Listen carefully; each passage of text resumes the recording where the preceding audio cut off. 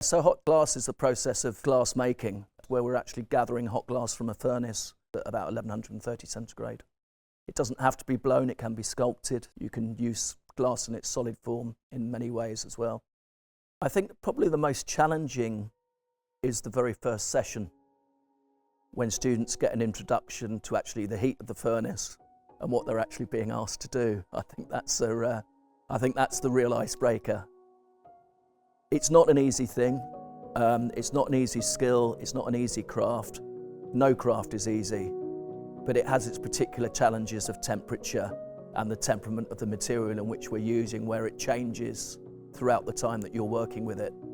So, you've got to keep it hot, you've got to do all these different things. So I think that early introduction is probably the most challenging part for them. I think getting over the fear and then starting to learn the material, because that does take a long time. I think that presents itself a challenge, but I always say it wouldn't be fun if it was easy, and that's what I always talk about. I say, there's no fun if it's easy. You want a challenge, you want to be challenged by it.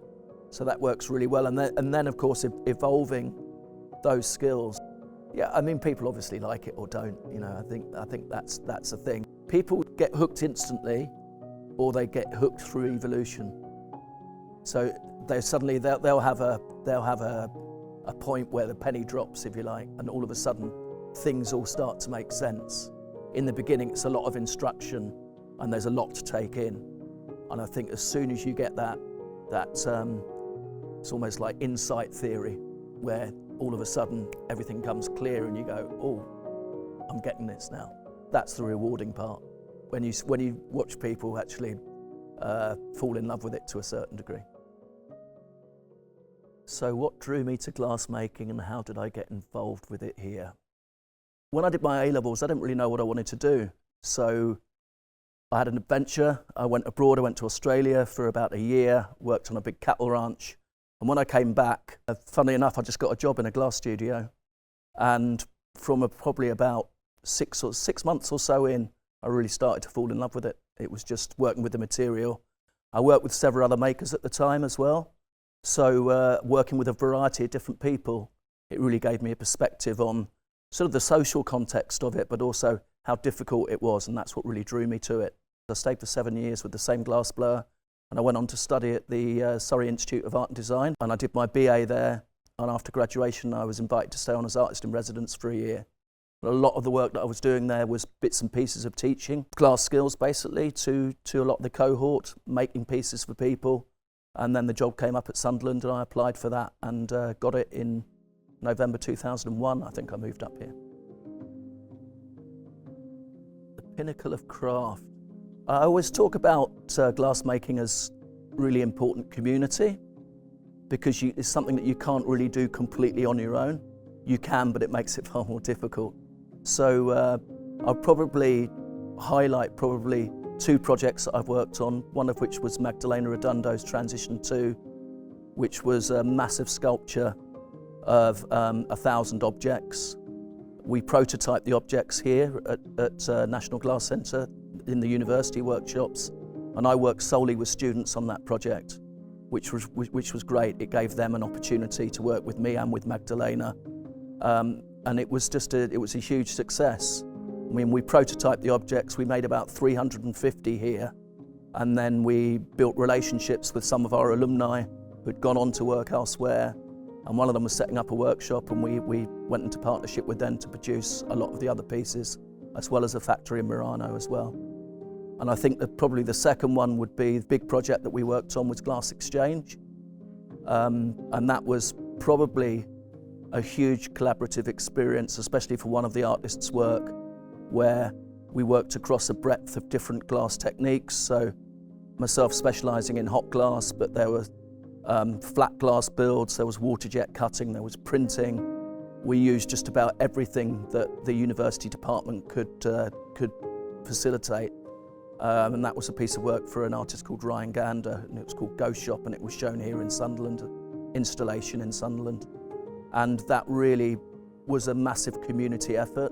And again, I think there was only one person involved in the facilitation of it that wasn't either a student or a member of the university. I've seen pinnacles of craftsmanship for the whole of my career. I've been fortunate enough to be able to watch many great glassmakers working live.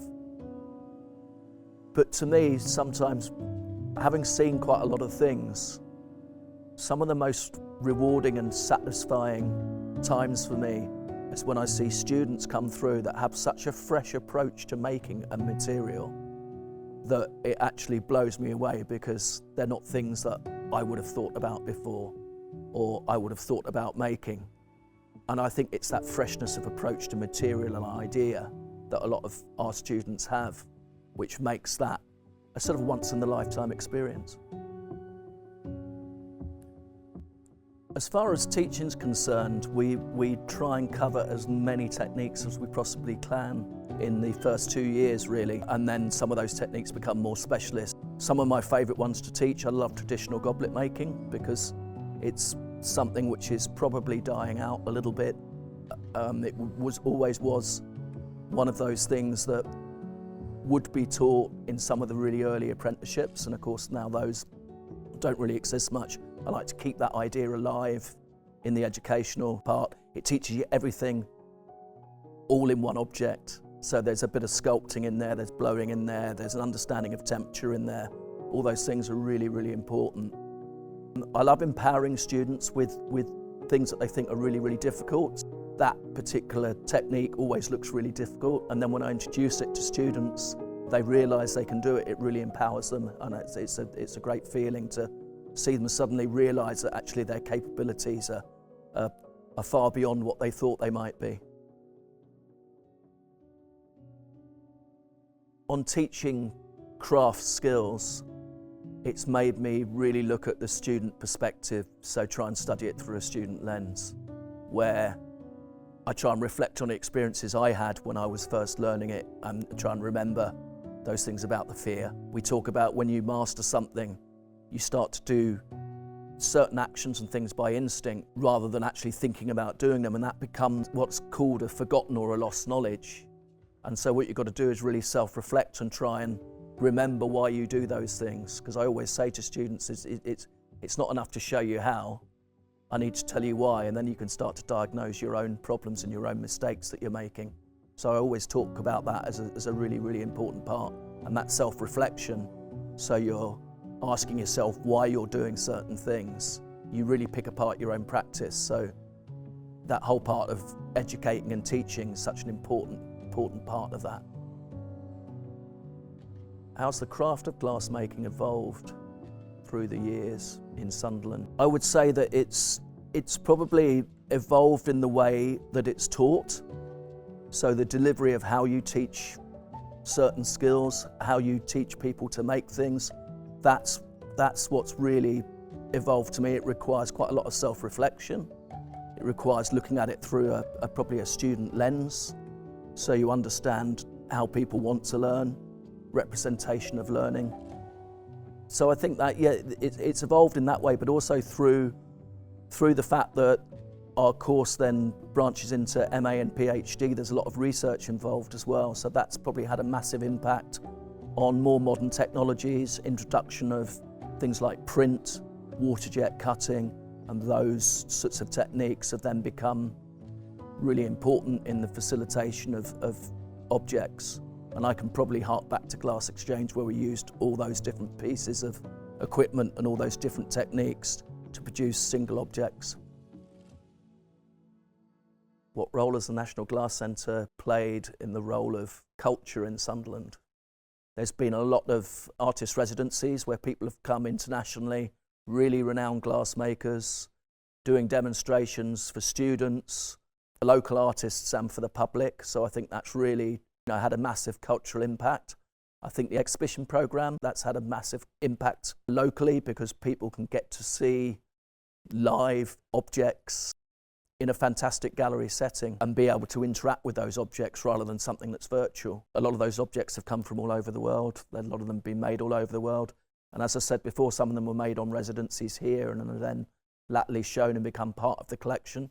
So I think the actual National Glass Centre collection's a really important asset as well. There's artworks, as I say, from very well-known artists from all over the world. So I think within that comes a massive community of creativity, and yeah, that's probably added well to the cultural impact. So what would I like to see preserved from the glassmaking heritage in this new venture? As long as there's some of that knowledge going forward, and sharing of what actually glass is and what it does and what it can do. I mean, those are really all valuable parts of it. As I said, the exhibition programme, and also artist facilitation, but I think more importantly a centre that the glass community that this city has built as a whole through the courses and everything else, where people can carry on making work, carry on being able to use studios and facilities to keep producing artwork in any form that they want to. So there's still a creative community within the city that can still continue to hopefully teach and at least give experiences going into the future.